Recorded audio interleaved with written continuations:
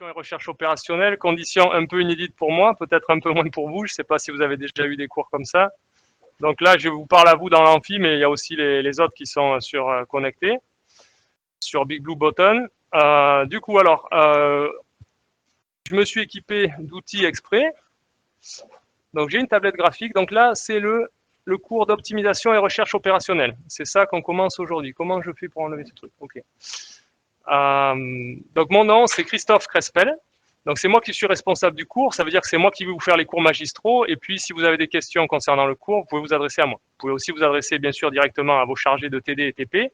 Mais vous pouvez me demander à moi si ça concerne l'organisation du cours. Voilà. Ah, ça ne marche pas ça.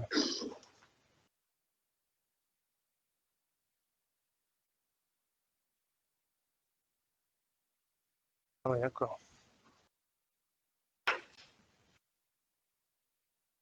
Oula.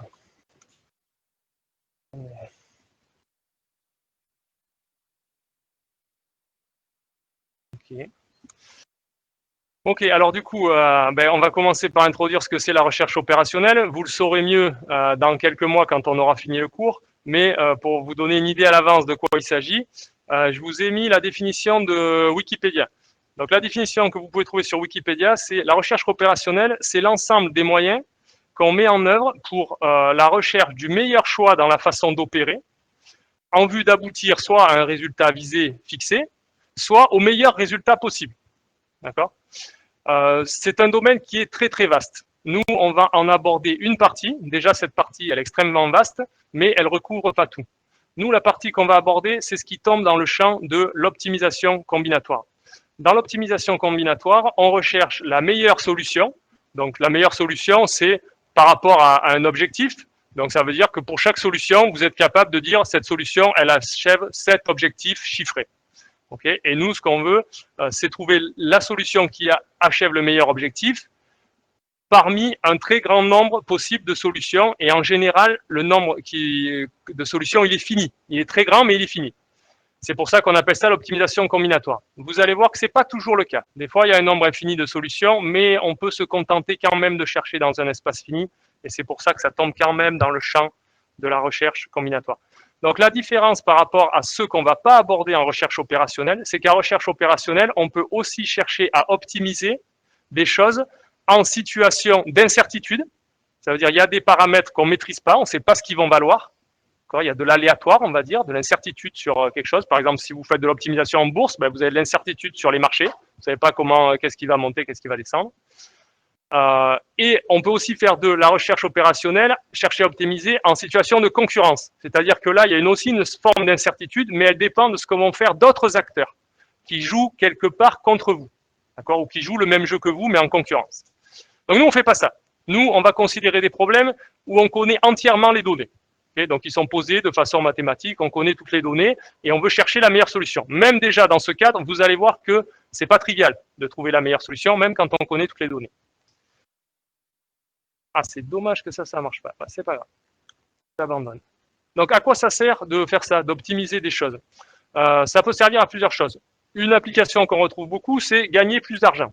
D'accord? Il y a beaucoup de ces problèmes, c'est pour maximiser la production ou pour minimiser les ressources utilisées dans la production. Et tout ça, ça revient au même à la fin, c'est pour maximiser le profit. Mais ce n'est pas le seul contexte. Dans plein de cas, ce qu'on cherche à faire, c'est améliorer la qualité d'un service. Donc, vous avez un service et vous voulez optimiser, donc en général, vous avez des ressources finies, et vous voulez optimiser le service que vous rendez en utilisant seulement ces ressources. Donc, par exemple, c'est où est-ce que vous allez passer des points de service dans l'espace pour qu'il y ait un meilleur accès de la population, par exemple, à ces services.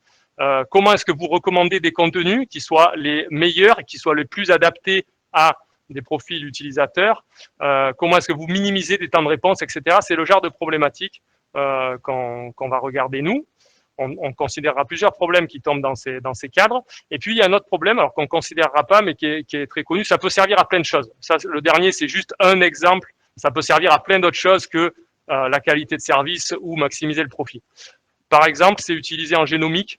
En génomique, quand vous reconstruisez le génome humain, vous savez qu'ils avaient séquencé le génome en faisant plein d'échantillons d'ADN. Et ensuite, le problème, c'est que ces échantillons, ils sont décorrélés les uns des autres. Il faut les reconstruire, parce que l'ADN, c'est une structure linéaire, il faut les reconstruire. Le problème qui se pose pour les reconstruire, c'est un problème d'optimisation.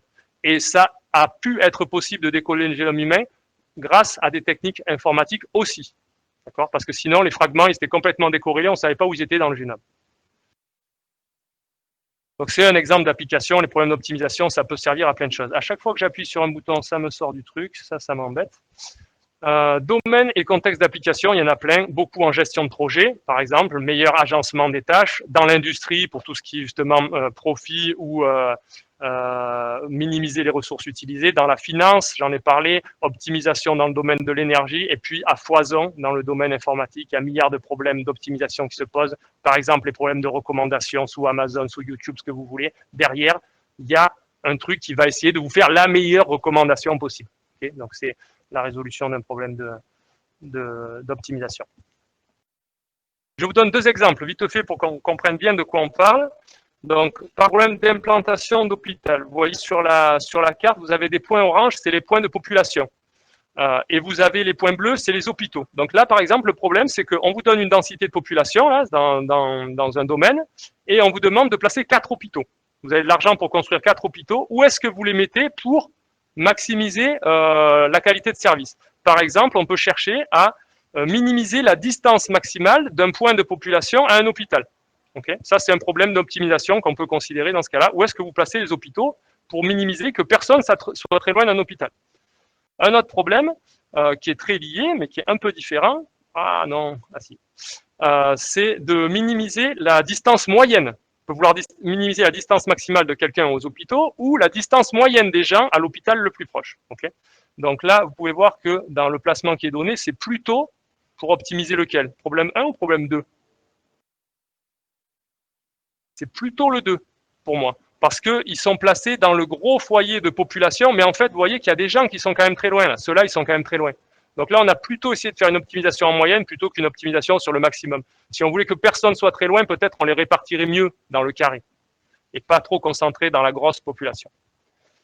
Donc ça, ce problème, en tout cas le premier, le problème de la distance maximale, on va le considérer dans le cours, c'est un exemple qui est tiré du cours.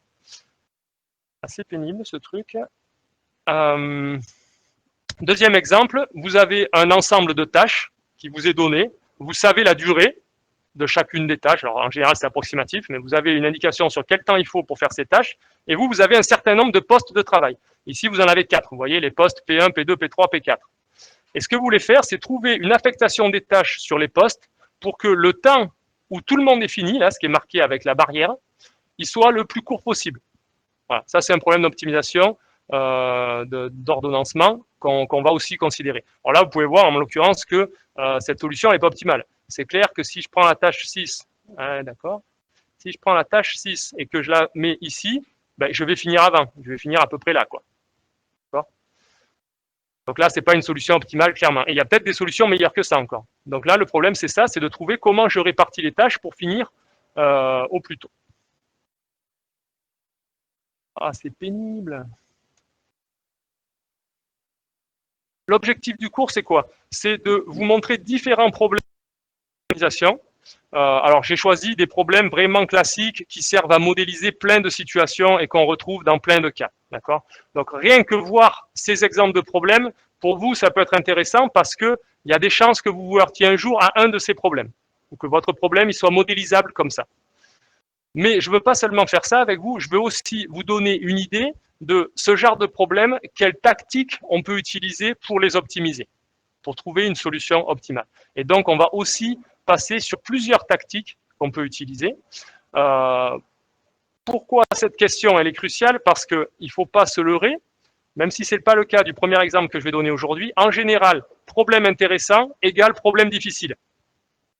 Tomber sur un problème d'optimisation que vous rencontrez, que vous voulez vraiment résoudre parce que c'est ça que vous devez faire pour votre tâche, en général, il est difficile. Difficile, ça veut dire quoi? Au sens de la difficulté de calcul. Vous venez d'avoir un cours déjà sur la difficulté de calcul. Ça veut dire pour nous NP complet. Ça veut dire qu'on ne connaît pas d'algorithmes polynomiaux pour faire ça. On ne connaît que des algos exponentiels. D'accord? Et algo exponentiel, ça veut dire toute petite instance qu'on peut traiter. Algo polynomiaux, c'est plutôt grandes instances. Algo exponentiel, on peut traiter que des tout petits cas.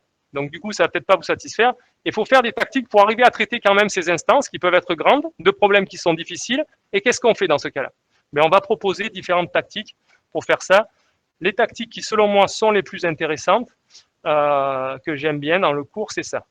Algo probabiliste et algo d'approximation. Pourquoi celles-là, je les trouve plus intéressantes? Parce que dans celles-là, ce qu'on fait, c'est qu'on relâche quelque chose. On ne peut pas tout avoir. On a dit les problèmes, ils sont difficiles. Bon, ils sont difficiles, on ne sait pas les résoudre comme il faut. Mais on peut relâcher quelque chose pour les résoudre. Ce qu'on relâche dans les algos probabilistes, c'est que on va les résoudre et on va souvent tomber sur l'optimal. Par exemple, vous faites l'algo, il vous garantit que 20% du temps, il vous donne la réponse optimale. Et le reste du temps, il vous donne un truc qui n'est pas optimal. Donc on ne sait pas si c'est bien ou pas. L'algorithme d'approximation, c'est pas pareil. Il va toujours vous donner une réponse qui est garantie d'être pas trop loin de l'optimal. Alors, pas trop loin, il ne faut pas rêver non plus. En général, c'est un facteur multiplicatif qui peut être 2, 3.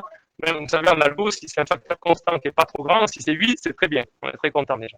Donc, on peut résoudre des problèmes difficiles sur des grandes instances. Donc, ces algos-là, l'avantage, c'est qu'ils sont polynomiaux. Donc, on peut les faire tourner sur des grosses instances et on a une sorte de garantie sur la qualité de ce qu'il donne. Soit il donne souvent le bon truc, soit il donne quelque chose qui n'est pas loin du bon truc. Ça, c'est les algos d'approximation. Donc, on verra ces tactiques-là. Et là, je vous ai mis en bleu et en rouge, par exemple, lesquels sont polynomiaux d'algo. Donc, tous les bleus, là, c'est des approches qui donnent des trucs polynomiaux. Tous les rouges, c'est des approches qui donnent des complexités exponentielles. Et là, ce sur quoi on se bat, c'est faire une complexité exponentielle qui soit le plus petite possible, pour que même si elle est exponentielle, on arrive à traiter des instances de taille raisonnable. Mais raisonnable, là, ça devient une centaine, quelques centaines, c'est le Pérou déjà. Hein. Alors qu'avec les autres, on peut espérer traiter des milliers, des centaines de milliers, parfois des millions. Okay. Organisation pratique du cours. Donc, vous avez 15 heures de CM, on fait la première heure et demie aujourd'hui, 9 heures de TD et 6 heures de TP. L'évaluation, ça va ressembler à quoi? J'ai mis non contractuel parce que ça peut changer. Mais pour l'instant, je pense faire quelque chose qui ressemble à ça. Un examen final qui comptera environ pour 60%, un test intermédiaire pour 15 à 20% et l'évaluation des TP pour 20 à 25%. L'évaluation des TP, ça sera sûrement un rendu à la fin d'une séance, d'accord, où vous donnez ce que vous avez fait dans la séance, on vous met une appréciation sur ça. Et puis, on fera un rendu en fin de semestre sur la première séance de TP. La première séance de TP, vous aurez tout le semestre pour la finir. Et à la fin du semestre, vous nous envoyez le truc, on évalue votre code et vous aurez aussi une appréciation par rapport à ça. N'oubliez pas que le contrôle continu, ça ne se rattrape pas. D'accord? Quand vous avez à repasser l'UE, si vous ne l'avez pas eu du premier coup, le contrôle continu, ça ne se rattrape pas. C'est pour ça que je mets en général un pourcentage quand même pour l'examen qui soit un peu plus que 50%, parce que sinon, ça veut dire que c'est très dur de rattraper l'UE quand on n'a pas eu du premier coup. Quand vous repassez l'UE, vous repassez que l'examen final, vous gardez les notes qui sont là. L'emploi du temps. L'emploi du temps, c'est là où ça fait mal. Alors là, je voulais partager l'écran. On va voir si j'arrive à faire ça. Je ne sais plus où c'est. C'est en bas. Share screen. Je vais déjà trouver la page où il y a l'emploi du temps. Donc l'emploi du temps, je l'ai mis sur la page du cours. Je vous l'ai envoyé par mail, mais sinon, vous pouvez taper mon nom et retrouver ma page perso. Enseignement. Voilà, l'emploi du temps, il est là. Alors là, il faut que je partage l'écran. Tac. Partager l'écran pour...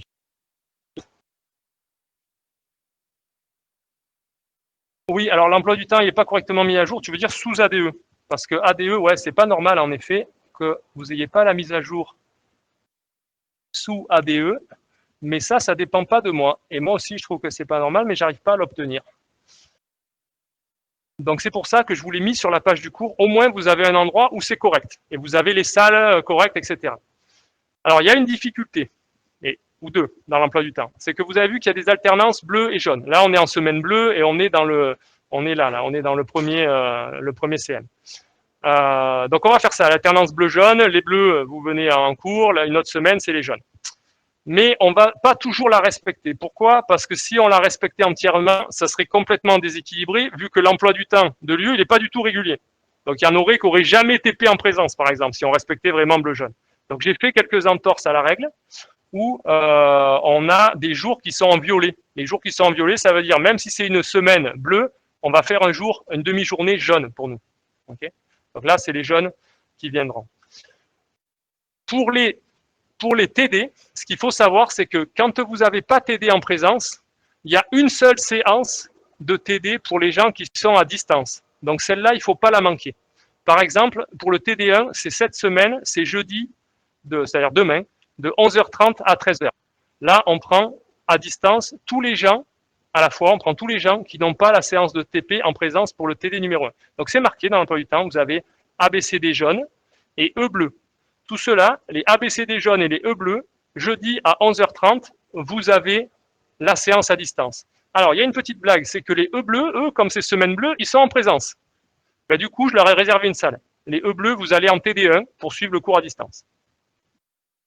Okay. Ça, c'est un petit écueil. Et puis, il y a les journées violettes, c'est tout. Le groupe C, il faut que vous sachiez que le groupe C, vous avez plus de chances que les autres. Vous êtes toujours en présence pour le TP, bleu ou jaune. Vous venez tous en même temps à votre séance de TP parce qu'on a suffisamment de salles à ce moment-là, vu qu'il y a un groupe qui a été enlevé. J'ai vu que ça mettait des choses dans le chat. Oula, qu'est-ce qui a marqué? Où je suis dessus? On n'est pas dans le niveau master 1 mois après la rentrée, tel outil est plus important, ne fonctionne pas. Oui, c'est vrai.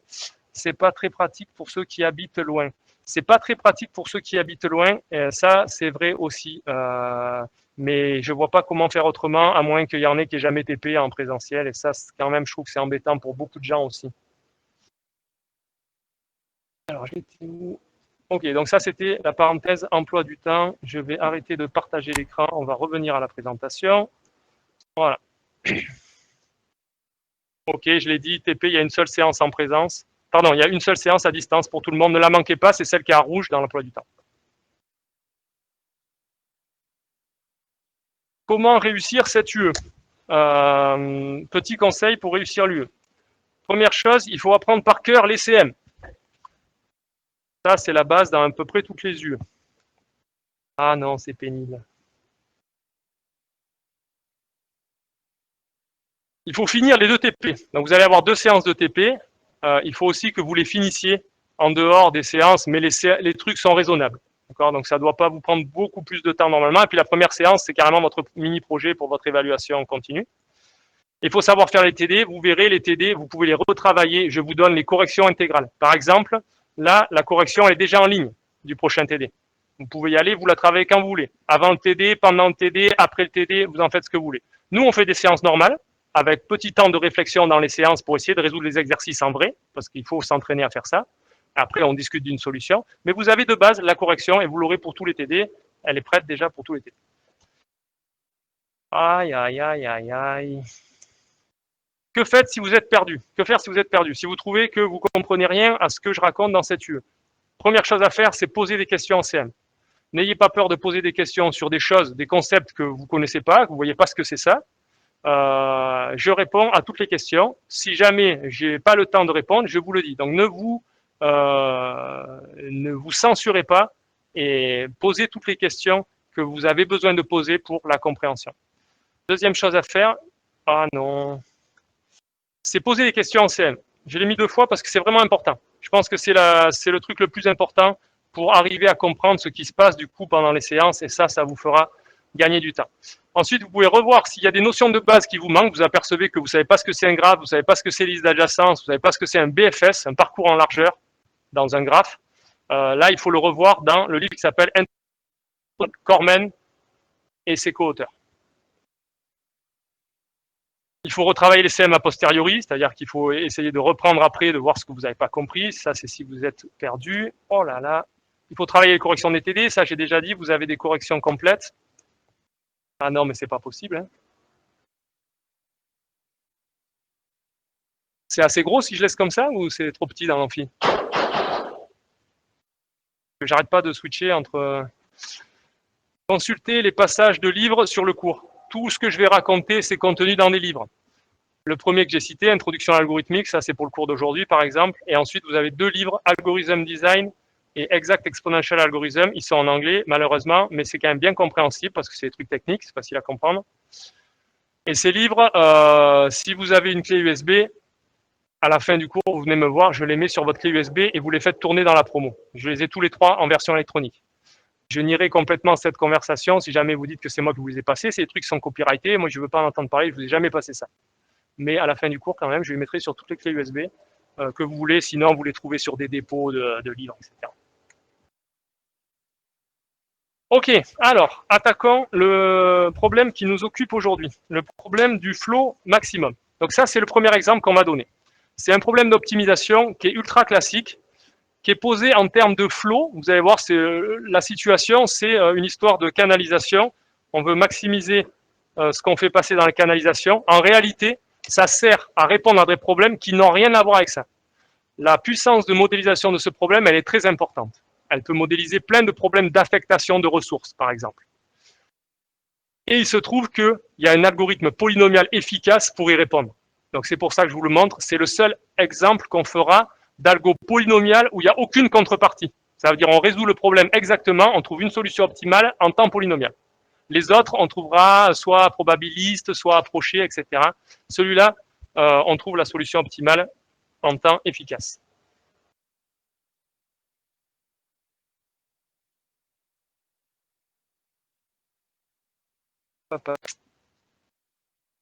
Alors, qu'est-ce que c'est le problème du flow? C'est ça. En entrée, on vous donne ce qu'on appelle un réseau de flow. Un réseau de flow, c'est quoi? C'est un graphe orienté. Donc, vous avez des sommets, et puis vous avez des arcs entre les deux. C'est un graphe orienté sans arc symétrique. Ça veut dire, si vous avez un arc de S à A, vous n'avez pas d'arc retour de A à S. Okay, c'est ça, sans arc symétrique. Et on vous donne en plus une fonction de capacité, c'est-à-dire qu'on attribue un réel strictement positif à tous les arcs. Là, par exemple, 8, 2, 8, 6, etc. Ça, c'est la capacité de l'arc. Et on vous donne un couple particulier qui est le couple ST. S, c'est la source, T, c'est le tank. Et le problème d'optimisation, ça va être d'envoyer du flow de S à T. La définition d'un flow. Donc, qu'est-ce que c'est un flow? J'ai donné un réseau de flow, mais c'est quoi un flow? C'est quoi envoyer du flow? Envoyer du flow, c'est donner une valeur à chaque arc. Je donne une valeur, mais qui respecte certaines contraintes. Première contrainte, elle respecte les capacités qui sont écrites sur les arcs. C'est-à-dire que le flow que je fais passer sur l'arc, que je note FUV, il doit être inférieur à la capacité. Et il est toujours positif, on ne fait pas de flow négatif. Okay, on envoie une certaine quantité d'eau dans une canalisation qui peut supporter cette capacité maximale. Donc ça doit être plus petit que la capacité maximale. Deuxième contrainte, c'est la contrainte de conservation. Cette contrainte, elle concerne tous les sommets, sauf les deux sommets particuliers que sont la source et le puits. Pour tous les autres sommets, on a conservation de ce qui circule dans les canalisations. C'est-à-dire que quand je fais la somme de ce qui arrive, le flot qui arrive sur U, c'est égal à la somme du flot qui part de U. Alors là, il y a une petite notation que je vais expliquer peut-être. Quand vous avez un sommet U, on note N de U son voisinage, et quand on est dans un contexte orienté, tous les sommets là, qui sont entrant sur U, qui ont un arc vers U, on note ça N- de U. C'est le voisinage entrant, on appelle. Et tous les sommets qui reçoivent un arc sortant de U, comme cela, on les note N plus de U. C'est le voisinage sortant. Ça, c'est pour vous aider à comprendre la formule. Sinon, je la redis en mots très simples. Le flot qui arrive par les arcs entrants sur U, la somme de ça, c'est égal à la somme de ce qui ressort par les arcs sortants. Ça veut dire, sur U, il n'y a pas de disparition d'eau et il n'y a pas de création d'eau. Ce qui arrive est égal à ce qui repart. C'est ça la contrainte de conservation. Et la valeur du flot, qu'est-ce que c'est? C'est la quantité relative de flot qui sort de la source. Pourquoi relative? Parce que rien n'interdit, a priori, qu'il puisse rentrer aussi du flot dans la source. C'est pas ce qu'on cherche à faire, je suis d'accord, nous on cherche à faire sortir le max de flot possible de la source, mais rien n'interdit à ce qu'il en rentre dans la source. Donc qu'est-ce qu'on fait? On compte tout ce qui sort de la source S, moins tout ce qui rentre dans la source S. C'est ça la valeur du flot. Et à cause de la contrainte de conservation, vu que tous les sommets intermédiaires qui ne sont pas SCT ne font pas de disparition ni de création de flot, eh bien on a que ce qui sort de S, le flot relatif qui sort de S, c'est égal au flot relatif qui entre dans T. Okay, le flot est créé en S et est absorbé en T. Au milieu, il y a conservation. Donc ces deux quantités sont équivalentes. Exemple. Donc je reprends le graphe de tout à l'heure, vous avez les capacités en noir, et là j'ai mis un flot en rouge. Ça veut dire que là, sur cette canalisation qui fait capacité 8, je décide d'envoyer 6 de flot. Sur celle-là, je l'envoie au max de sa capacité, 2 sur 2, mais je ne dois pas excéder. Et j'ai fait ça partout. Alors pour vérifier que c'est un flot, il faut vérifier que j'ai respecté les capacités partout. Ça, en un coup d'œil, on voit que c'est OK. Tous les nombres en rouge sont plus petits que les nombres en noir. Et il faut aussi vérifier que j'ai bien respecté la conservation. Alors prenons un exemple. Prenons l'exemple du sommet D. Combien il rentre sur le sommet D? 2 par ici et 2 par ici. Ça fait 4. Combien il sort? 4. Pour lui, c'est respecté. Prenons l'exemple du sommet C. Combien il rentre? 4 par ici, 4 par ici, ça fait 8. Combien il sort? 2 et 6, ça fait 8 aussi. Et du coup, la valeur du flot, je la lis là. C'est ce qui sort de la source. Ici, c'est 10. Et d'après ce qu'on a dit, normalement, si le flot est bien conservatif, ça doit être égal à ce qui rentre d'entrée. Ben oui, là, c'est vrai, c'est 10. Okay. Donc la valeur du flot, dans ce cas-là, c'est 10. Ok. C'est pénible. Ok, donc nous, le problème d'optimisation qu'il y a... Ah, c'est insupportable. Le problème d'optimisation qu'il y a derrière, c'est que ce qu'on veut trouver, c'est un flot, mais pas n'importe quel flot qui maximise la valeur, qui maximise ce qui sort de la source, en respectant les contraintes de capacité et conservation. Ok, c'est ça le problème d'optimisation qu'on va résoudre. Petite notation, on notera F étoile un flot optimal, il y en a plusieurs, et on note barre F étoile, norme de F étoile, la valeur de ce flot maximum. Okay. Il y a un petit écueil, je ne vais pas m'apesantir là-dessus, mais je vous pose quand même la question, est-ce que ces valeurs du flot maximum, est-ce qu'elles sont correctement définies? Alors, il y a une blague, je vais répondre à la question du coup. C'est pas clair qu'il existe un flot maximum. Pourquoi? Parce qu'on s'est placé dans les réels. Et dans les réels, vous savez qu'il n'y a pas toujours de maximum. C'est quoi le maximum des réels qui sont strictement inférieurs à 1? Il n'y en a pas. Vous pouvez toujours trouver un réel plus proche de 1, plus proche de 1, plus proche de 1, d'accord? Donc peut-être ça pourrait se passer avec le flot. Peut-être il y aurait des flots qui s'approcheraient aussi près qu'on veut d'une valeur limite qui soit inatteignable.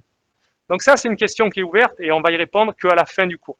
Donc là, on fait semblant qu'il y a un flot maximum, mais en fait, on ne sait pas encore qu'il y a vraiment un maximum à cette fonction, qu'il y a un truc qui réalise le maximum qu'on peut faire. On pourrait le prouver en fait d'entrée, mais en fait, le cours le prouve à la fin, à la toute fin. Donc ce flot que je vous ai donné, est-ce qu'il est maximal? Vous pouvez voir que non, si vous en trouvez un meilleur. Exemple, celui-là, il est meilleur. Celui-là, vous voyez qu'il sort 12. Alors, il faut vérifier qu'il est conservatif, mais faites-moi confiance. Il est meilleur. Il y en a un autre qui n'a rien à voir, mais qui est aussi avec 12, d'accord? Il est différent. C'est pas 6 et 6, c'est 8 et 4 qui sort, mais c'est aussi conservatif et ça fait 12. Donc vous avez plein de flots maximum. J'ai dit, on ne prend pas des entrées. Alors là, je me pose la question de, est-ce que le cadre que j'ai posé en entrée, il n'est pas trop restreint? C'est-à-dire, j'ai dit pas d'arc symétrique, par exemple. Est-ce qu'on ne pourrait pas considérer des problèmes avec des arcs symétriques? Parce que le flot, tel qu'on l'a défini, ça ne pose pas de problème qu'il y ait d'arcs symétriques. On pourrait définir des flots sur des graphes avec des arcs symétriques. D'accord? C'est-à-dire, on autorise que parfois, vous avez un arc de UAV et un arc de VAU. Nous, on va résoudre le problème dans un cadre restreint où il n'y a pas ça. Mais en fait, c'est aussi général que ça. Parce que regardez, vous pouvez faire une transformation très simple, qui est que si vous avez ça, vous subdivisez les arcs par des sommets intermédiaires. Donc là, par exemple, il avait capacité C1. Celui-là, il avait capacité C2. Ici, je vais changer le réseau en disant, je mets un arc intermédiaire un sommet intermédiaire, pardon, sur cet arc-là, et je reporte les capacités. Et pour ici, je le modélise comme ça, cet arc. Je pense que ça doit être à peu près clair pour vous que si je fais ça partout, le flot solidifié, le flot max, c'est exactement le même que dans ce truc-là. Ça ne change rien qu'on ait mis un sommet au milieu des arcs, puisqu'on a gardé les mêmes capacités. Et par contre, ici, vous pouvez voir que vous n'avez plus d'arcs symétriques. Donc, si vous avez une entrée avec des arcs symétriques, vous pouvez les enlever par ce petit gadget. Et du coup, ce qu'on va faire, c'est, en fait, c'est restreint, mais c'est pas restreint, ça traite aussi le cas général des arcs symétriques. Là, je ne réponds pas à la question, est-ce que c'est utile d'avoir des arcs symétriques? Vous y réfléchirez. Graphe non orienté. Graphe non orienté, j'aime pas ça. J'ai mis ça parce que, en fait, oui, on peut faire des flots sur des arcs non orientés, mais par contre, là, la définition, elle n'est pas évidente. La définition de qu'est-ce que c'est un flow, ben, il faut dire combien on met sur l'arête, mais il faut aussi dire dans quel sens on le met. Donc, elle est un peu modifiée. En fait, la définition, la bonne définition pour un graphe non orienté, c'est de faire un graphe non orienté avec des arcs dans les deux sens. Si ici vous aviez capacité C, vous mettez C sur celui-là et C sur celui-là, et c'est ça la bonne modélisation du problème, si votre problème il est non orienté. Si on a des capacités nulles, bah là c'est trivial. Qu'est-ce qu'on fait si on a un arc avec des capacités nulles? J'ai exclu les capacités nulles au début. Hein. Je ne veux pas d'arc avec des capacités nulles. Ben, c'est très simple, vous l'enlevez. Vous enlevez l'arc. Vous faites ça partout dans le réseau, vous n'avez plus de capacité nulle. Et le flow, bien sûr que c'est le même, parce que si la capacité était nulle, on ne pouvait pas s'en servir de l'arc. Donc qu'il soit là ou pas, ça revient au même. Source et puis multiple. Alors ça, c'est intéressant. Imaginez que vous, votre problème, quand vous le modélisez, en fait, vous ne voulez pas qu'une source, vous voulez deux sources, parce que le problème, il vous fait aller vers ça. Vous voulez deux sources, par exemple, et trois puits. Comment est-ce qu'on peut se ramener au cas d'une source et d'un puits unique? Vous rajoutez une source inventée, qu'on appelle S, plus une source, un puits inventé qu'on appelle T, et vous mettez des arcs de S à T. Et vous dites maintenant, ce que je cherche à optimiser, c'est le flow de S à T, pas de S1, S2 à T1, T2, T3, c'est le flow de S à T. En fait, ça revient au même si les arcs que vous mettez là, ils ne sont pas limitants pour la capacité. Donc typiquement, si vous ne voulez pas les mettre limitants, vous pourriez mettre plus l'infini sur tous ces arcs. Dire qu'ils ont capacité infinie, qu'on peut faire passer des trucs aussi gros qu'on veut. Du coup, ce qui sera limitant, c'est tout le réseau qui est là entre les deux. D'accord ? Donc ça permet de se ramener d'un problème à source et puits multiple à un problème à source et puits unique. Et plus l'infini en machine, c'est pas très commode à représenter. Alors on n'est pas obligé de mettre plus l'infini. Qu'est-ce qu'on peut mettre à la place? Une valeur ici, qui est définie en fonction du problème initial, et qui ne va pas être limitante. Mais par exemple, un truc qui est plus gros que le flow max qu'on peut espérer atteindre. Exemple, la somme des capacités sur tous les arcs. Au lieu de prendre infini, vous prenez la somme des capacités sur tous les arcs, c'est clair que ça ne va pas vous limiter. D'accord? Dans ce réseau, de toute façon, vous ne pourrez pas faire mieux que la somme des capacités sur tous les arcs. Ok, ça c'était pour dire que le problème, même s'il a l'air restreint, en fait, il est très général. La question qui se pose, évidemment, c'est les petites transformations que je vous ai décrites, est-ce qu'elles vont pénaliser la complexité de l'algorithme qu'on va faire? Vous pouvez regarder qu'en fait, elles sont tellement simples que si on vous donne un graphe par ces listes d'adjacence, vous pouvez faire les modifications en temps linéaire, c'est-à-dire par un simple parcours du graphe de ces sommets et de ces arcs. Donc, complexité linéaire, ça veut dire que si on fait un algo qui a une complexité au moins linéaire, pire que linéaire, ça ne va pas nous limiter d'avoir fait ça au départ. Bon, et c'est le cas, l'algo il sera au moins linéaire, et même il ne sera pas linéaire, il sera pire que ça. Résoudre des problèmes de toute façon en temps sous-linéaire, c'est très dur parce que pour lire la donnée, il faut déjà un temps linéaire. Donc les problèmes qui se résolvent en temps sous-linéaire, c'est les problèmes que vous pouvez résoudre sans avoir lu entièrement la donnée. Il y en a très très peu des problèmes comme ça, et souvent c'est des problèmes qui ne sont pas si intéressants. Il peut arriver qu'il y en ait des intéressants, mais c'est rare. Ok, on passe à un autre problème. Je ne sais pas si vous avez vu, mais le cours il s'appelait flow maximum, coupe minimum. Ces deux problèmes, ils sont très très liés. Donc je vous ai introduit le problème du flow maximum.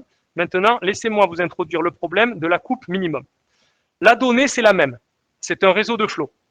Un graphe orienté sans arc symétrique avec une source et un puits, exactement comme avant. Ce qu'on va chercher à optimiser, c'est la capacité d'une ST coupe. Qu'est-ce que c'est une ST coupe? C'est une bipartition des sommets, S et T. Vous faites deux paquets des sommets, vous les séparez en deux. Dans le paquet S, vous mettez la source petit s. Dans le paquet T, vous mettez la source petit t, ça c'est obligatoire. Et ce qu'on cherche, c'est à minimiser la capacité. Qu'est-ce que c'est la capacité? C'est la somme sur tous les arcs, ça c'est les arcs du réseau, hein, c'est A, qui traversent de S à T. Ça veut dire pour tous les U, V qui sont un arc du réseau, et U est dans S et V est dans T, on somme les capacités. Donc c'est tout ce qui traverse la coupe de S à T, pas de T à S. De T à S, je ne compte pas. Je compte que de S à T. C'est ça la capacité d'une coupe, et ce qu'on veut trouver, nous, c'est, alors petit exemple d'abord. Petit exemple, voilà, une coupe ici. Si je sépare les sommets en deux, ça, donc ça, là, ici c'est S, ce qui est marqué là. Ici c'est T. Et je regarde cette coupe ici et je compte tous les arcs qui traversent de S à T. Il y a celui-là, 6, 8, 6, ça fait 20. Et celui-là qui traverse dans le mauvais sens, je ne le compte pas dans la capacité. La capacité, c'est que ce qui traverse de S vers T. Donc celle-là, la capacité 20. Et nous, ce qu'on veut optimiser, c'est, étant donné cette entrée, trouver une ST coupe de capacité minimum. C'est plus maximiser, c'est minimiser la capacité de la ST coupe. Et on va montrer, c'est le but du cours d'aujourd'hui, qu'en fait, ces deux choses, c'est entièrement équivalent. Je repose la même question que j'ai posée pour les flots. Est-ce que le minimum, la valeur minimum d'une ST coupe, c'est correctement défini?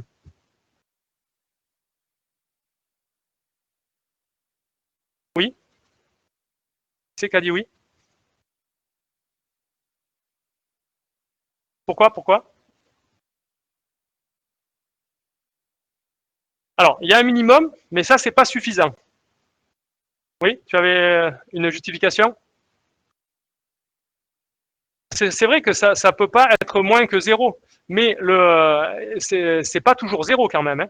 Vous ne pouvez pas toujours couper le graphe et faire qu'il n'y a aucun arc qui traverse, ou que ça, c'est pas toujours possible. Non, le problème que j'avais mentionné avant, dans les réels, il devrait se poser ici aussi, mais il ne se pose pas vraiment, parce qu'en fait, des coupes, vous en avez un nombre fini. Des bipartitions en 2 paquets des sommets, il y en a beaucoup, mais il y en a un nombre fini. Donc, parmi toutes celles-là, il y en a forcément une qui a la valeur minimum. Donc là, ST coupe, c'est bien défini, le minimum. Okay, il n'y a pas le problème auquel on se heurte dans le flow de la possible non-existence du maximum. Est-ce que celle-là, par exemple, elle est minimum? Vous pouvez m'en trouver une de ST coupe qui soit plus petite, qui n'est pas 20 de capacité, mais quelque chose de plus petit.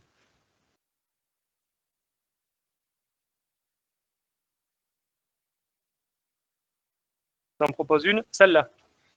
Celle-là, vous voyez que ce qui traverse, c'est 2, 2 et 8. Ça fait 12. Est-ce qu'il y en a une plus petite? Je ne sais pas, mais dans un moment, on montrera que non, il n'y en a pas de plus petite que ça. Donc celle-là, elle est plus petite, donc la première, elle n'était pas minimum. Nous, ce qu'on voudrait, c'est trouver une dont la capacité est minimum. Et le théorème, dont je vous ai déjà vendu, c'est que si on prend un réseau de flot avec sa source et son puits, tel qu'on l'a défini, la capacité minimum d'une ST coupe, elle est exactement égale à la valeur maximum du flot qu'on peut envoyer de S à T. Ça, j'ai déjà fait la remarque, je ne reviens pas dessus. Donc là, le gros théorème qu'on va démontrer, on va passer au moins 1 heure à démontrer ça, on n'aura pas fini aujourd'hui, je pense, c'est de montrer qu'en fait, la coupe minimum et le flot maximum, c'est la même valeur.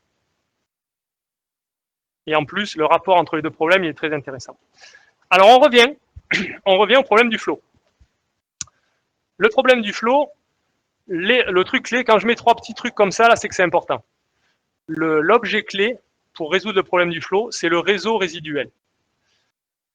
Donc, si je vous donne un réseau de flot, G, le réseau résiduel, GF, avec ses sommets CVF et ses arcs CAF, lui, c'est un réseau de flot, mais relâché, c'est-à-dire qu'il a une possibilité d'avoir des arcs symétriques. On part d'un réseau sans arcs symétriques, dans le résiduel, il y aura des arcs symétriques. L'ensemble des sommets, c'est le même que G.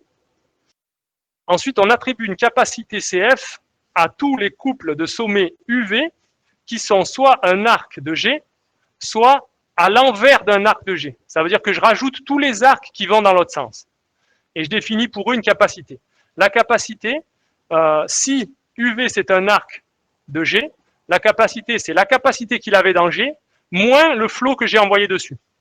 Donc rappelez-vous que là je suis en train de définir le réseau résiduel d'un flot. Ce n'est pas le réseau résiduel d'un réseau en général. C'est vous me donnez un réseau et un flot et je fais le réseau résiduel de ce flot sur ce réseau. Donc c'est la capacité qu'il y avait dans le réseau moins le flot que j'ai envoyé dessus, si c'est un arc. Et si c'est pas un arc, si c'est VU qui est un arc, c'est-à-dire si UV c'est un arc inversé, là ce que je mets c'est le flot de V à U. Okay, on va donner un exemple, ça va devenir plus clair. Et à la fin, je garde pour les arcs du résiduel, je ne garde que ceux qui ont une capacité strictement positive, parce que je veux revenir à mon cas initial, où je ne gardais que les arcs avec capacité strictement positive. Il se pourrait, là, dans cette définition, que ça donne des capacités nulles. Ok, je l'utilise pour définir le réseau, mais à la fin, j'enlève toutes celles qui ont des capacités nulles. Je garde que les capacités strictement positives. Petite remarque, on l'a déjà dit, la définition d'un flow, ça marche aussi s'il y a des arcs symétriques. La définition que je vais te donner, elle est exactement la même s'il y a des arcs symétriques. Donc, on fera des flows dans le résiduel aussi. Là, on vient de rajouter une possibilité d'avoir des arcs symétriques dans le réseau résiduel. Et on fera, pour faire des flows d'Angers, on fera aussi des flows dans le résiduel. Ok, j'appelle ça, quand je parle avec des arcs symétriques, j'appelle ça des réseaux de flows relâchés. Ok, exemple, parce que c'est quand même pas le top, les définitions formelles pour comprendre. Je reprends mon réseau de flow de tout à l'heure avec son flow rouge, là, qui faisait flow de 10. Et je fais le réseau résiduel. Intéressons-nous par exemple à cet arc. Cet arc, il avait 6 de flow pour 8 de capacité. Donc, dans le sens SA, ce que je mets, c'est la valeur de combien je peux augmenter le flow. Vu qu'il y a 6 et que je peux aller jusqu'à 8, je mets 2. C'est ça le résiduel. Ça dit combien il reste de flow possible. Et dans l'autre sens, je mets 6, qui est exactement la valeur du flow. C'est ce que dit la définition d'avant. Pourquoi je mets 6? Parce qu'en fait, dans le résiduel, je peux dire que j'envoie du flow de A à S. Je peux envoyer par exemple 2 de flow de A à S. Ça veut dire quoi? Ça veut dire que je devrais baisser ici le flow. Si je décide d'envoyer 2 de A à S, j'ai qu'à en fait envoyer 2 de moins de S à A. D'accord? Donc c'est pour ça qu'ici, dans le résiduel, ce qu'on met là, c'est la valeur du flow qui a été envoyé dans l'autre sens. Ça veut dire que je peux baisser le flow de jusqu'à 6, parce que j'avais mis 6. Je ne peux pas le baisser plus que 6 parce qu'il doit rester positif. Et je fais ça pour tous les arcs. Par exemple, celui-là qui était au max de sa capacité, il n'y a pas d'arc dans ce sens-là. La capacité, je ne peux pas l'augmenter. Je peux augmenter que de 0. Donc, je n'ai pas mis l'arc. Par contre, dans l'autre sens, je peux le diminuer de 2. Et c'est comme ça partout. Celui-là, par exemple, qui n'avait rien, je ne peux pas le diminuer. Il n'y a pas d'arc retour. Par contre, je peux l'augmenter. Je peux l'augmenter de 2 puisque j'avais 0 alors que je peux avoir capacité 2. Voilà, le résiduel, c'est tout bêtement ça. Pour chaque arc, vous prenez la différence de ce qui vous reste à envoyer comme flow, et dans l'autre sens, vous mettez ce que vous avez déjà envoyé comme flow, avec le sens que ça veut dire que vous pouvez baisser le flow de cette valeur. C'est ça le réseau résiduel. Et c'est la clé pour résoudre le problème du flow maximum. Alors, en l'occurrence, je vous ai dit juste avant que dans le réseau résiduel, on va faire aussi des flows. Donc, si vous trouvez un flow F' dans le réseau résiduel, vous pouvez vous en servir pour augmenter le flow F que vous aviez dans G. On fait F plus F' de cette façon-là. Vous définissez que F plus F', c'est la valeur de F plus la valeur de F' de UAV, moins la valeur de F' que vous avez dans l'autre sens. Parce que ça veut dire que vous avez voulu baisser le flow sur cet arc-là en prenant du flow dans l'autre sens. Bon, pas très important, mais dans cette définition, je considère que s'il n'y a pas d'arc, ça veut dire que le flow, c'est 0. Et avec cette définition-là, du flow F plus F', en fait, c'est un flow sur G, et sa valeur, ben justement, c'est ça qui est intéressant, c'est la valeur qu'il avait avant, plus la valeur du flow que j'ai trouvé dans le résiduel. Ça, je vous conseille de le démontrer, de vérifier que c'est bien un flow, que les contraintes de capacité sont respectées sur les arcs quand on fait ça, les contraintes de conservation aussi sur tous les sommets, et à la fin aussi que la valeur qu'on annonce pour le flow F plus F', c'est bien ça, c'est bien la somme des deux valeurs. C'est pas très dur et c'est un bon exercice. Moi, ce que je préfère vous faire, plutôt qu'une démonstration, c'est un exemple. Je reprends mon exemple d'avant, j'ai mon réseau avec un flow, et là, j'ai dessiné le résiduel. Et dans le résiduel, j'ai cherché un flow. J'ai trouvé un flow qui est un peu bizarre. Hein. J'envoie un sur cet arc, un sur celui-là. Ici, j'envoie 2, là 1, et là 1. Okay. Vous pouvez voir que c'est conservatif, par exemple, autour de ce sommet. Ce sommet, il envoie 2, il reçoit 1 plus 1. Celui-là, il reçoit 2 et il envoie 1 ici et 1 ici. Bon, c'est bon, ça a l'air conservatif. Donc ça, c'est un flow dans le résiduel. Et comment est-ce que je m'en sers pour faire mon flow dans G? Eh bien là, ce truc-là, le fait que j'ai envoyé 1 ici, ça veut dire qu'ici, je vais augmenter de 1. Je vais passer de 4 à 5. Ici, j'ai envoyé 1 de D à A, mais là, il n'y a pas d'arc de D à A. Ça veut dire que je vais baisser de 1. Celui-là, ça va devenir 1. Okay. Celui-là, ça devient 5. Voilà. Donc vous faites ça pour tous les arcs. Ici, on augmente de 1 de D à T. Ça va passer non plus à 2, mais à 3. Voilà, vous faites ça partout, et qu'est-ce que vous obtenez? Ça. Et là, j'ai modifié la capacité de tous les arcs en bleu, comme elle était indiquée dans le résiduel. J'ai ajouté le flot dans le résiduel. J'ai ajouté si c'était dans le même sens que l'arc dans le vrai réseau, ou je l'ai soustraite si c'était dans le sens inverse, par exemple entre ces deux-là. Okay, et voilà, et donc là j'ai un flot qui a une plus grande valeur. Vous pouvez voir que ce truc-là, la valeur c'est 11, okay, alors qu'avant c'était 10, ça veut dire normalement, si mon théorème est vrai, non c'était ça que je voulais voir, ouais. Si mon théorème est vrai, ça veut dire que la valeur du flot dans le résiduel c'était 1. Ah ben oui, c'était bien 1. Ok, donc c'est bon. J'avais mon flot de 10 dans le réseau original, mon flot de 1 dans le résiduel. Quand je les somme, ça me fait un flot de 11 dans le réseau original. Et ben c'est comme ça qu'on va faire des flots maximum. On va partir d'un flot, on va calculer son résiduel, on va chercher un flot dans le résiduel, et on va s'en servir pour augmenter la valeur du flot initial. Okay, et vous allez voir que le flot qu'on va chercher dans le résiduel, il est très simple. Là, je vous ai fait une fois un exemple d'un truc un peu général. En fait, nous, on va le chercher qu'avec des chemins. Notre flot, ce sera un chemin direct de la source au puits. Je vous montre ça dans un moment. Alors, parlons de flot et de coupe à la fois. Je vais vous donner la définition du flot qui traverse une coupe. Donc là, j'ai pris mon réseau de flot. Ça, c'est pas les capacités, c'est le flot. Hein. Je n'ai pas représenté les capacités. Et j'ai pris une coupe ST. La définition du flot qui traverse la coupe ST, le flot net parce qu'il y a une soustraction. Qui traverse la coupe ST, ça veut dire c'est le flot qui va de S à T, d'accord, les arcs UV qui vont de S à T, moins le flot des arcs qui vont dans l'autre sens. Donc pour la capacité, je comptais que les arcs qui passent de S à T. Pour le flot net, je compte le flot qui va de S vers T, moins le flot qui va de T vers S. Donc petite différence dans la définition. Qu'est-ce que ça donne sur cet exemple? Eh bien, on va compter. Vous voyez que ce qui va de S à T, là, que je compte positif, c'est ceux qui traversent dans le bon sens, plus 4 ici, plus 4 ici, plus 4 ici.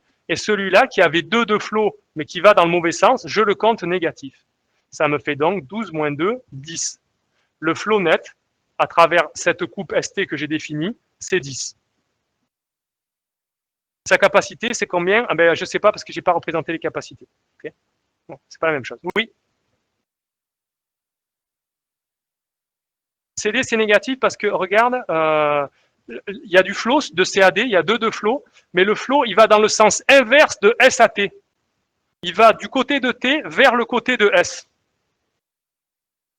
Donc c'est ça que je compte négatif. Si ça va du côté de S vers le côté de T, là, comme celui-là, tu vois, il va du côté de S, là, ici c'est le côté de S, vers le côté de T. S'il va dans ce sens-là, je le compte positif. S'il va dans l'autre sens, du côté de T au côté de S, je le compte négatif. C'est ça la définition du flot net. Alors, si tu avais un arc DC dans ce sens-là avec 2, là, tu le comptes positif parce que du coup, il va du côté de S vers le côté de T. C'est juste parce qu'il est orienté dans le sens inverse de S à T. Il est orienté de T à S.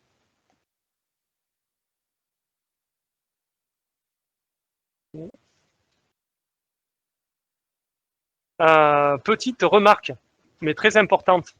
Vu la définition que j'ai donnée de la capacité et du flot net, le flot net à travers une coupe, il est toujours inférieur à sa capacité. Pourquoi? Parce que pour la capacité, j'ai compté la capacité que des arcs sortants. J'ai pas fait moins les arcs entrants. Et pour le flot, j'ai compté le flot sortant qui ne peut pas excéder les capacités sortantes. Il est forcément plus petit. D'accord? Puisque le flot est toujours plus petit que les capacités. Et en plus, j'ai fait moins les flots rentrants. Donc du coup, je me retrouve avec un truc qui est sûr que c'est plus petit que la somme des capacités sortantes. Donc j'ai toujours ça. J'ai toujours que le flot net à travers la coupe, il est plus petit que la capacité de la coupe.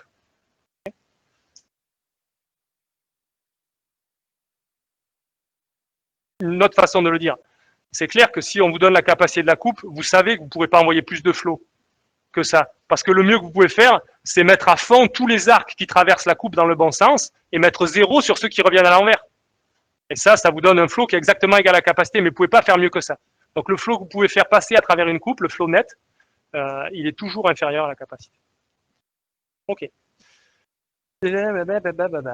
Ah oui, ça c'est un truc technique, mais qui va jouer un rôle important dans la preuve. Si vous regardez maintenant la capacité d'une ST coupe, pas dans le réseau G, mais dans le réseau résiduel, elle vérifie cette identité. La capacité dans le réseau résiduel, c'est la capacité dans le réseau original, moins le flot net à travers la coupe. Alors ça, c'est pas tout à fait trivial à voir, je vous le fais sur un exemple. Exemple, j'ai pris mon réseau de flot avec ses capacités et son flot en rouge, et je fais une coupe S et T. Okay. Pourquoi est-ce que j'ai cette identité? Moi, je veux montrer ça. Okay. Donc, j'ai écrit l'égalité autrement. J'ai mis que le flot de SAT, c'est le flot qui sort de SAT. Alors, sort, ça veut dire de S vers T. Je parle toujours comme ça. Moins le flot rentrant. Le flot rentrant, ça veut dire le flot à l'envers. De T vers S. D'accord. Donc, j'ai réécrit l'égalité là. Moins le flot de SAT, c'est le flot sortant, moins le flot entrant. Donc, du coup, le moins ici, ça nous fait la capacité moins le flot sortant. Et moins par moins ici, ça fait plus. Donc, je me retrouve à l'écrire comme ça. La capacité moins le flot sortant, plus le flot entrant. C'est ça qu'elle dit, cette égalité. Et ça, c'est quoi ça? La capacité moins le flot sortant. Ben, c'est exactement la capacité dans le résiduel. Parce que la capacité des arcs dans le résiduel, on l'a défini comme ça. C'était la capacité dans le réseau original moins le flot qu'on avait envoyé. Et là, c'est exactement ça que je dis. Pour tous les arcs sortants, parce que dans la capacité, là, dans le réseau original, il n'y a que les arcs sortants. Ça fait, pour tous les arcs sortants, ça fait leur capacité moins le flot que j'ai envoyé dessus. Ça, c'est exactement la capacité dans le résiduel de ces arcs-là. Et j'ai fait plus les arcs qui rentrent à l'envers. Et ça, justement, dans le résiduel, s'il y avait du flot à l'envers, dans le résiduel, on se retrouve avec un arc dans l'autre sens. Donc, il devient sortant. Et c'est pour ça qu'on le compte plus. Le flot entrant dans le résiduel donne lieu à des capacités sortantes. Bon. Si vous n'avez pas ça, c'est pas grave. Retenez en tout cas cette identité. Le flot dans la capacité dans le résiduel, c'est la capacité dans le réseau original moins le flot net à travers la coupe. Très simple. Définition d'un chemin augmentant, c'est ce que j'ai dit tout à l'heure. On ne va pas chercher des flots très compliqués dans le résiduel. On va chercher des flots qui sont des chemins. C'est-à-dire, vous faites le résiduel, vous trouvez un chemin de la source au puits, je ne sais pas où c'est marqué, de SAT, et vous regardez pour tous les arcs de ce chemin, vous prenez la capacité minimum. Ben, du coup, vous savez que vous pouvez envoyer ce flot de SAT, parce que si c'est la capacité minimum sur le chemin, c'est l'endroit le plus étranglé sur le chemin. Donc, vous pouvez toujours envoyer cette capacité de flot, là, vous pouvez l'envoyer de SAT. Sur les autres arcs, ça ne posera pas de problème, parce qu'ils ont une capacité plus grande. Donc, vous faites ça. On trouve un chemin augmentant, c'est ça. Vous trouvez un chemin dans le résiduel de SAT. Rappelez-vous que dans le résiduel, il n'y a pas les arcs avec capacité 0. Donc, la capacité minimum, elle est strictement positive si vous avez trouvé un chemin. Eh bien, vous pouvez envoyer ce flot. Ben, c'est comme ça qu'on va augmenter le flot à chaque fois. C'est que, qu'est-ce que j'ai fait? J'ai fait une bêtise. C'est comme ça qu'on va augmenter le flot petit à petit. C'est uniquement par des chemins dans le résiduel. Un chemin de SAT, bam, on augmente le flot du minimum de capacité des arcs sur ce chemin. Je vais vous montrer des exemples dans la preuve, c'est plus intéressant. Lemme important. Alors ça, c'est un lemme important. Quelle heure il est? Ah, mais ça va, je vais vite là-haut. Lemme important. Donc il faut le dire, ça va trop vite d'ailleurs. Du coup, je me calme et je respire. Si je prends une ST coupe et un flot sur mon réseau, je prends un flot sur mon réseau et je regarde une ST coupe, c'est-à-dire une coupe qui sépare S et T. Alors, le flot net qui traverse la coupe, c'est toujours le même pour tous les coupes. Pour toutes les coupes, c'est le même, c'est la valeur du flot, c'est-à-dire c'est ce qui sort de la source. Alors ça, c'est super fort, ça. Parce qu'on vient de définir ce que c'est le flot net à travers une coupe, mais en fait, je suis en train de vous expliquer que dans un flot, vous pouvez prendre n'importe quelle coupe, c'est la même valeur pour toutes les coupes. Alors, comment est-ce qu'on peut montrer ça? D'abord, si c'est la même valeur pour toutes les coupes, je vous fais remarquer que du coup, c'est en particulier vrai pour la coupe qui isole S de tout le reste. Ok? Et c'est quoi le flot net à travers la coupe qui isole S de tout le reste? C'est exactement la définition que j'ai donnée de la valeur du flot. C'est la somme de ce qui sort de la source moins ce qui rentre dedans. Donc en effet, si c'est vrai que c'est le même pour tout le monde, ça doit être le même que pour cette coupe-là qui isole S de tout le reste, et ça c'est la valeur du flot. Donc on va montrer ça, on va montrer que pour tout le monde c'est la même chose, et c'est du coup c'est la valeur du flot. Alors comment est-ce qu'on fait pour montrer ça? On fait ce qui est marqué là. Vous considérez une partition dans laquelle S n'est pas tout seul. Il y a quelqu'un avec S du côté de S qui s'appelle U. Okay, et ce qu'on va faire, c'est qu'on va le pousser du côté de T. Et on va montrer que quand on fait ça, ça ne change rien. Que le flot à travers la coupe, il est toujours le même. Du coup, je pourrais faire ça. Après, je vous explique comment on s'en sert pour conclure. Mais du coup, je pourrais faire ça. Je pourrais partir d'une coupe où tout le monde, sauf T, est du côté de S. Et je pousse ce que je veux de l'autre côté. Et j'obtiens du coup la coupe que je veux. Et bien, vu qu'à chaque fois que je pousse quelqu'un de l'autre côté, ça ne change pas la valeur du flot, ben c'est exactement le même flot que ma coupe initiale, c'est-à-dire celle qui isole le T. On va revenir plus calmement sur ça. D'abord, laissez-moi vous montrer que si j'ai la situation suivante, j'ai une coupe. Alors, je vais essayer de dessiner comme il faut. C'est pour ça que j'ai acheté la tablette. J'ai une coupe avec un sommet U qui est du côté de S. Okay, S est ici. T est là-bas. Et sur ce sommet, je distingue plusieurs cas. Il y a des arcs qui rentrent. Il y en a qui rentrent en venant de ce côté-là. Il y en a qui rentrent en venant de l'autre côté de la coupe. Okay, je vais voir ce qui se passe pour tout le monde. Puis j'ai des arcs qui sortent de U. Il y en a qui sortent vers ce côté-là. Il y en a qui sortent vers ce côté-là. Ça, c'est tous les cas possibles. Soit ils rentrent, soit ils sortent, soit d'un côté, soit de l'autre. Là, j'ai tout fait. Je change de couleur pour faire la nouvelle situation.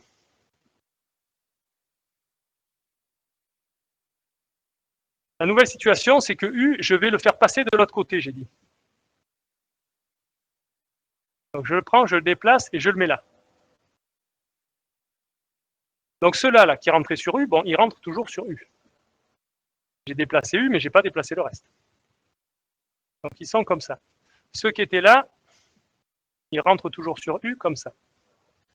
Ceux qui sortaient vers là-bas, ils sortent vers U comme ça. Ça n'a pas bougé, ça. Il n'y a que U qui s'est déplacé, le reste n'a pas bougé. Ok. Ceux-là, là, les arcs dans la situation rouge, les arcs qui rentraient sur U, dans le flot net à travers la coupe, ils comptaient pour combien? Ils comptaient pas. Ils comptaient pour 0 parce qu'ils ne traversent pas la coupe. Maintenant, ces mêmes arcs-là, ils se retrouvent en bleu à traverser de l'autre côté. Ah ben maintenant, ils comptent positif. Ils traversent la coupe dans le bon sens. Donc là, ils sont passés de compter 0 à compter positif. Donc tout ça, là, tous ces arcs-là, je les ai gagnés. Je les compte en plus. Regardons pour ceux-là. Ceux-là, avant, là, ils passaient à l'envers de la coupe. Donc ils comptaient en négatif, le flot qui était dessus. Et maintenant, ils ne traversent plus la coupe, ils sont là. Donc ils comptent pour 0. Ils comptaient négatif, ils sont passés à 0. Je les ai gagnés aussi. Je les mets en plus. Ceux-là ici, là, avant, ils ne comptaient pas, ils ne traversaient pas la coupe. Maintenant, ils traversent la coupe à l'envers. Donc ils comptaient 0, maintenant ils comptent négatif. Eux, je les ai perdus, je mets moins.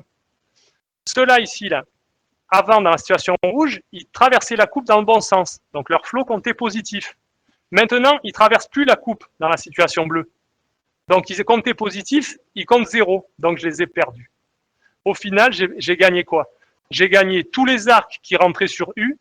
J'ai perdu j'ai gagné le flot sur tous les arcs qui rentraient sur U. J'ai perdu le flot sur tous les arcs qui sortaient de U. Par la contrainte de conservation, ça c'est exactement la même chose. Le flot qui rentre sur U et le flot qui sort de U. Donc en fait, quand j'ai fait cette petite modif, d'envoyer U de l'autre côté, j'ai pas changé le flot net à travers la coupe. Donc je peux prendre un sommet, le faire passer de l'autre côté, j'ai pas changé le flot de la coupe. Du coup, pourquoi ça montre que toutes les coupes ont le même flot? J'aimerais vous refaire le raisonnement. Pour refaire le raisonnement, il faudrait que j'ai un endroit pour dessiner. Tiens, je vais le faire là. Donc, je reviens en arrière. Ce que je vous disais, moi, c'est qu'on peut partir de la situation suivante. Je mettais tout seul de son côté. Là, j'ai ma coupe. Et je mets tous les autres de ce côté-là. En particulier S, et puis tous. C'est quoi le flow net à travers cette coupe? Ben ça doit être clair pour vous que c'est exactement la valeur du flow, parce que c'est une des définitions possibles qu'on a données. C'est soit le flow net sortant de la source, soit le flow net entrant sur le puits. Et là, justement, c'est exactement le flow qui rentre sur le puits. Je compte positif ce qui rentre et négatif ce qui sort. Donc c'est le flow net. Donc ça, cette coupe, elle a valeur F. Maintenant, je peux aller vers n'importe quelle coupe que vous voulez. C'est vous qui me définissez la coupe. Donc S doit rester de ce côté-là. Par exemple, vous me dites, eh ben, je veux faire la coupe avec S, lui, et puis lui. Et tout le reste de l'autre côté. Je voudrais savoir si elle a aussi valeur F. Ben oui, c'est clair. Parce que je peux prendre lui et le mettre de l'autre côté. Ça ne change pas la valeur. Je prends lui, je le mets de l'autre côté. La valeur n'a toujours pas changé. Je prends lui, je le mets de l'autre côté. La valeur n'a pas changé. Je prends lui, je le mets de l'autre côté. Je prends lui, je le mets de l'autre côté. Je me retrouve qu'avec ceux que vous avez choisis. Et la valeur n'a jamais changé quand j'ai fait ça. D'après ce que je vous ai montré juste avant. Donc du coup, la valeur, c'est toujours ça. Ben voilà pourquoi la valeur du flow sur flow net à travers n'importe quelle coupe, c'est toujours la même. Alors peut-être, ce qui serait sympa, c'est qu'on le vérifie sur un exemple.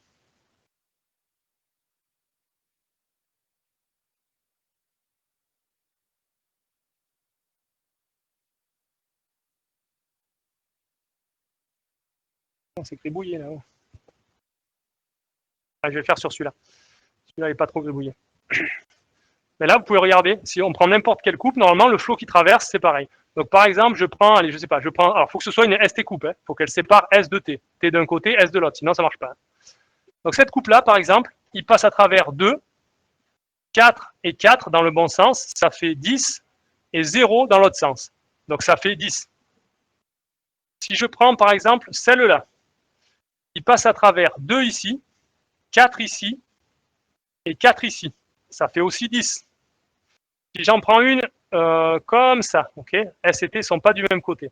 Ce qui passe à travers, c'est 4 ici, 4 ici, 2 ici et 0 ici. Pas très intéressant. Bon, je voulais des trucs où il y avait des flots négatifs, mais en fait, il n'y en a pas. Voilà. Bon, vous pouvez voir que pour toutes les coupes, en effet, on tombe bien sur 10 pour le flot sortant. Ça, c'est le théorème qu'on vient de montrer. C'est pas fortuit, c'est toujours le cas. On en était où?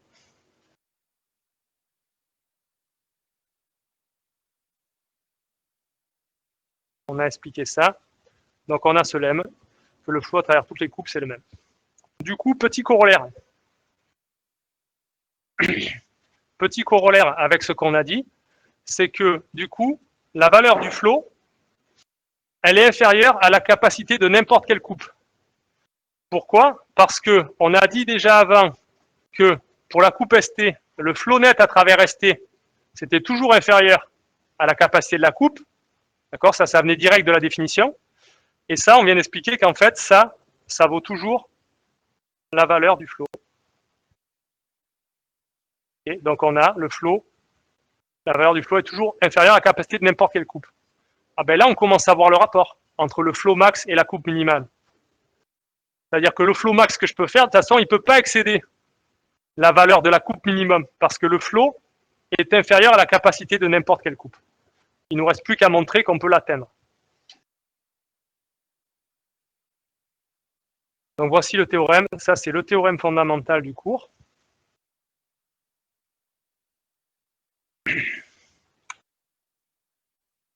Le théorème, c'est que donc, si on a un réseau de flow avec un flow, les trois conditions suivantes, elles sont équivalentes.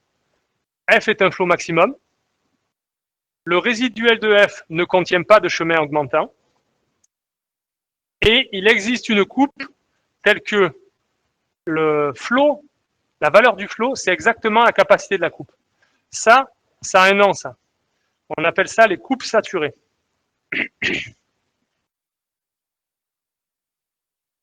Non, je dis des bêtises. Si, non, c'est ça. Coupe saturée. Celle-là, elle est saturée. Ça veut dire que le flot en particulier, on a dit, ça c'est le flot qui passe à travers la coupe aussi.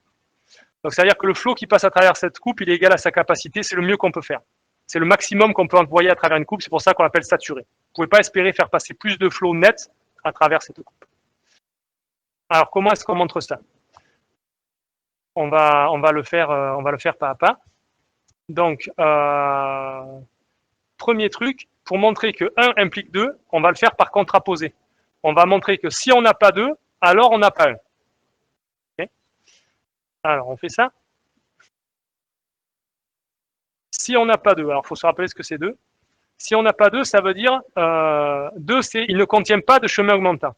Donc non 2, c'est le résiduel contient un chemin augmentant. Donc je veux montrer que si le résiduel contient un chemin augmentant, le flow F n'est pas maximum. Je veux montrer que non 2 implique non 1. Donc je prends le cas où j'ai un chemin augmentant. Vous avez un réseau, son résiduel, et mettons que vous trouvez un chemin augmentant. D'accord? On est dans le cas non 2. Ici. Il y a un chemin augmentant. Vous trouvez un chemin augmentant, avec tout ce qu'on a expliqué avant, ce chemin, vous pouvez vous en servir pour augmenter le flot. Vous pouvez sommer le flot dans le résiduel avec le flot d'Angers. Donc ici, vous allez avoir plus 2 sur celui-là, plus 4 sur celui-là, plus 2 sur celui-là, et plus 4 sur celui-là. Du coup, vous allez bien augmenter le flot. Ici, là, le flot, il vaut 10. Quand je reporte les augmentations que me donne le chemin, je me retrouve avec un flot qui n'a pas marché. Et là. Ça y est, il est reporté. Ah oui, pardon, non, j'ai mal fait. Ouais, ok, je vous refais. J'ai trouvé un chemin. Non, c'est pas vrai du tout. Je vais vous raconter des bêtises. Je peux pas augmenter de 2 sur celui-là et de 4 sur celui-là. Ça, c'est pas un flow, ça, d'accord? Il n'est pas conservatif. Là, il arrive 2 et là, il part 4. Ce que je peux faire, c'est sélectionner la minimum des capacités sur ce chemin. Donc ici, il y a 2, 4, 2, 4. Ben, le minimum, c'est 2. Donc ça, par contre, je peux faire. Je peux envoyer 2 sur celui-là, 2 sur celui-là, 2 sur celui-là, 2 sur celui-là. C'est ce que montre la diapo d'après. Là, j'ai choisi du coup ce chemin augmentant. 2, 2, 2, 2. Je le reporte ici. 2, 2, 2, 2. Et j'obtiens un flot de 2 plus grand. Il valait 10 et maintenant, il vaut 12. Okay. Donc, si j'ai un chemin augmentant dans le résiduel, alors je peux augmenter le flot dans le réseau de départ. Du coup, ça voulait dire que le flot n'était pas maximum. Donc, j'ai bien montré que si j'ai un chemin augmentant, le flot n'est pas maximum. Ça, c'était pour 1 implique 2 qu'on a fait par non 2 implique non 1. Maintenant, si je veux montrer que 2 implique 3, je dois montrer, ça on le fait en direct, je dois montrer que si le résiduel de F ne contient pas de chemin augmentant, alors il y a une ST coupe qui est saturée, telle que la capacité de la coupe, c'est la valeur du flot. Je vous fais ça sur un dessin.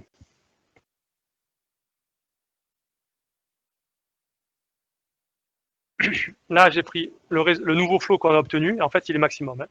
Donc, normalement, il est maximum, on ne va pas trouver de chemin augmentant. J'ai fait le résiduel. Et on va se poser la question, est-ce qu'il existe un chemin augmentant dans ce résiduel? Un chemin augmentant, vu qu'on a gardé que les capacités strictement positives, c'est simplement un chemin de SAT. Hein. Ce n'est pas un truc très compliqué. Donc, je vais regarder, est-ce qu'il existe un chemin de SAT? Pour ça, par exemple, je vais faire un parcours en largeur du graphe. Donc, je pars de S. OK, je l'ai visité. Je peux aller vers B. OK, je l'ai visité. À partir de B, je peux retourner à S, mais je l'ai déjà vu, ou je peux aller à C.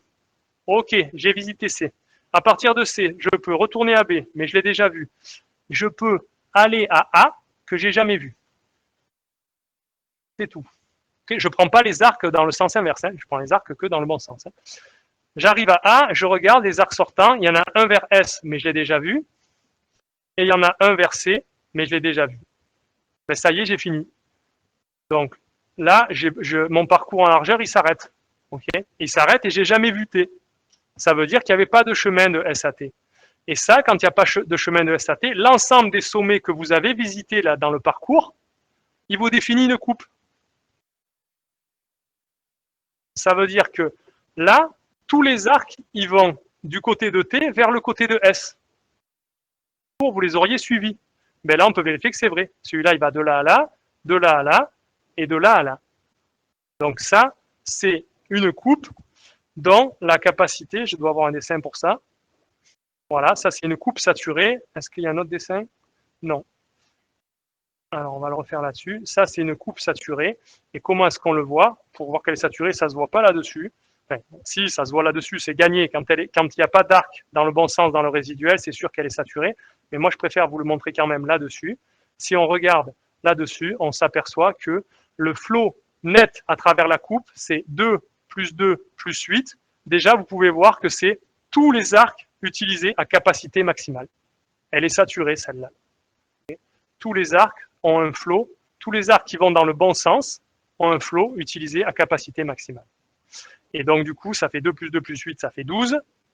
Et normalement, c'est bien la valeur du flot d'après ce qu'on a dit, puisque toutes les coupes ont pour valeur la valeur du flot. Ouais, c'est bien 12. Okay. Donc, une coupe saturée, on peut dire c'est une coupe qui a la valeur du flot, mais plus intéressant, c'est une coupe où tous les arcs sortants sont à bloc et tous les arcs entrants sont à 0. Ok, donc ça montre que 2 implique 3. Si vous n'avez pas de chemin augmentant dans le résiduel, alors vous avez une coupe saturée, c'est-à-dire dont le flot à travers et la valeur, la capacité de la coupe. Qu'est-ce qui nous restait à montrer? Un petit truc quand même. Le 3 implique 1 pour montrer que tous ces 3 trucs sont équivalents. 3 implique 1, c'était que si vous avez une coupe saturée, alors le flot est maximum. Qu'est-ce que j'ai dit? Oui, on a montré que de toute façon, le flot, il est forcément inférieur à égal à la capacité de n'importe quelle coupe. Ben là, il est déjà égal à la capacité d'une coupe. Donc, il ne peut pas être plus grand. Donc, il est maximum.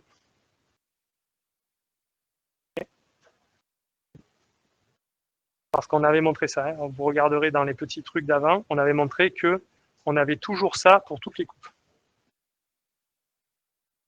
Donc, si on a l'égalité pour une coupe, comme on l'a ici, ben c'est que c'est le maximum qu'on peut atteindre.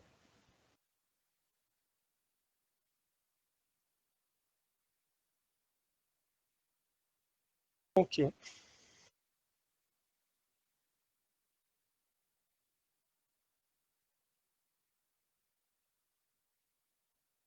y a d'autres choses.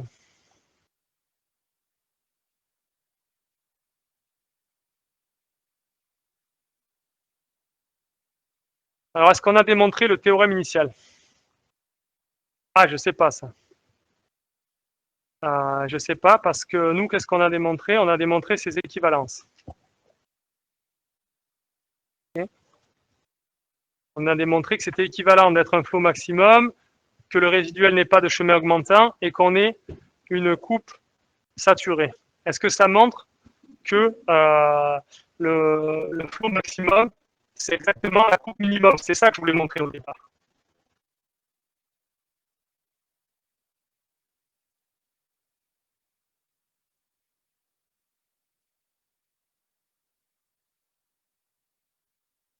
Ben, ça le montre si on a l'existence du flot maximum qui est garanti. S'il existe un flot maximum, alors forcément, la valeur du flot, elle est égale à la capacité d'une des coupes. Et comme elle est inférieure ou égale à la capacité de toutes les coupes, ben c'est forcément qu'elle est égale à la capacité de la coupe minimum. Donc, modulo le fait qu'on ait bien démontré qu'il existe toujours un flot maximum, en tout cas, là, ce qu'on a démontré, c'est que s'il en existe un, c'est forcément, sa valeur, c'est exactement la coupe minimum. Okay, c'est ça qu'on a montré. Et l'existence du flot maximum, je le laisse pour la prochaine fois. Je ne pensais pas du tout qu'on irait si vite. Donc du coup, je vais m'arrêter là. Alors, avant qu'on se sépare, vous pouvez quand même poser des questions. Et on peut voir s'il y a des questions dans le chat. Oui, le A, c'est les arcs, en effet. Ouais. La question était en temps. Est-ce que vous avez des questions dans l'amphi? Oui. Alors, attendez, faites pas de bruit, qu'on puisse entendre les questions et répondre. On est largement à l'avance, on peut prendre quelques questions. Oui.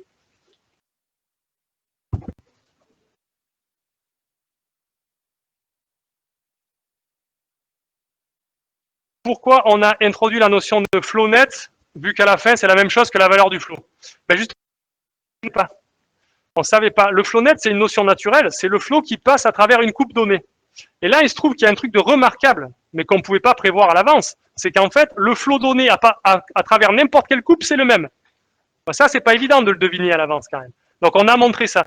Donc, au final, c'est la même chose, mais on avait quand même besoin de considérer le flow qui passe à travers une coupe pour s'en apercevoir.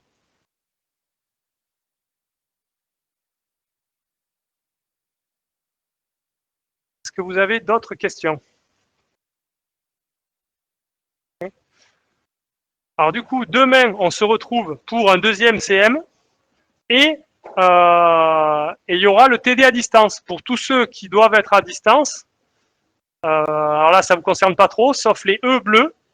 Les E bleus, vous allez dans la salle que je vous ai montrée tout à l'heure. Les E bleus, vous allez où? Les E bleus, vous allez en TD1 à 11h30 et vous vous connectez avec vos machines, vous amenez votre ordinateur et je vous ferai le truc à distance depuis la TD2. Ok? Alors à demain. Du coup, pas de questions à distance? Vous n'avez pas de questions? Est-ce que si quelqu'un est tenté? Merci, au revoir. Oui, au revoir à vous aussi. À demain. Je vais signer, ouais. Voilà. Si vous avez des micros, vous pouvez poser des questions avec le micro aussi, je vous entends. Hein. Ça marche. Merci à vous. On lève la séance du coup.